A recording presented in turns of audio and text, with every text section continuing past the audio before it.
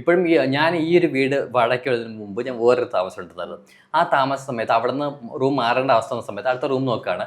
ഒരുപാട് വീട് അന്വേഷിച്ചു. വീട് അന്വേഷിച്ച സമയത്ത് എനിക്കാണെന്ന് പറയുമ്പോഴത്തേക്ക് പുള്ളിക്കാരൻ മറ്റേതല്ലേ, അതുകൊണ്ട് വീട് തന്നെ ഭയങ്കര ബുദ്ധിമുട്ടാണ്.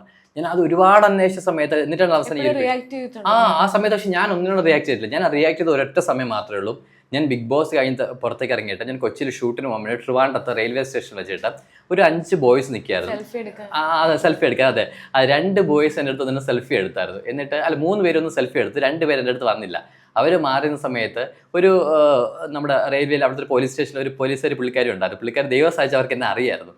അപ്പോൾ അങ്ങനെ ഇന്ന് ഇവർ ഫോട്ടോ എടുത്തിട്ട് പോയ സമയത്ത് ഈ 2 പേര് മാറുന്നത് പറഞ്ഞു, ബ്രോ ഈ പുള്ളി മറ്റേ കേസാണെന്ന് പറഞ്ഞു. ഞാൻ തിരിച്ചു ചോദിച്ചു, ആരുടെ മറ്റേ കേസ് എന്ന് ചോദിച്ചു.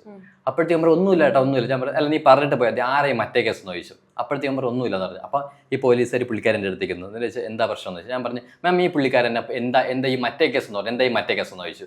അപ്പോഴത്തേക്കും പുള്ളിക്കാർ റൈസ് സംസാരിച്ചു ഒരുപാട്. ഞാൻ പറഞ്ഞു, മേലെ ഒരുത്തിനെ മറ്റേ കേസ് എന്ന് വിളിക്കരുതെന്ന് പറഞ്ഞു. നിന്റെ വീട്ടിലും നിനക്കും അച്ഛനും അമ്മയും പെങ്ങന്മാരെല്ലാം ഉണ്ട്, അവർക്കും ഇതേ അവസ്ഥ, നിനക്ക് നിന്റെ മക്കൾക്ക് ഇതേ അവസ്ഥ ഉണ്ടായാലും നീ പഠിക്കുള്ളൂ എന്ന് പറഞ്ഞു. അങ്ങനെ പറഞ്ഞ് ഞാൻ അവിടെ നിന്ന് നൈസസ് കൂട്ടായി.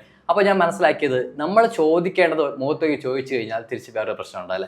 ഈ ഇടയ്ക്ക് എൻ്റെ ഇൻസ്റ്റാഗ്രാമിൽ കണ്ടിന്യൂസ് ഒരുപാട് ഒരു ഫേക്ക് എഴുതുന്ന കമൻറ്റ് ഞാൻ തിരിച്ചു, നിന്റെ അച്ഛൻ നീ ഇങ്ങനെയാണ് വിളിക്കുന്നത് ചോദിച്ചു. ഞാൻ ഇങ്ങനെ തന്നെ ഇപ്പോൾ ചോദിക്കും. ആദ്യം ഒന്നിനും പ്രതികരിക്കാത്ത സമയത്ത് നമ്മൾ തലയിൽ നിരക്കൊണ്ടിരിക്കും. തിരിച്ച് പ്രതികരിച്ചു തുടങ്ങിയാൽ ഒരു പ്രശ്നമില്ല. ഇപ്പോൾ എല്ലാവരും ഹാപ്പിയാണ്. ഇപ്പോൾ എന്തെങ്കിലും ചോദിച്ചാൽ എന്താണ് തിരിച്ച് പോടാന്നുള്ള ഒരു ധൈര്യം ഉണ്ടെങ്കിൽ ഉണ്ടല്ലോ, നമുക്ക് ലൈഫിൽ അടിച്ചു പൊളിച്ച് ജീവിക്കാം.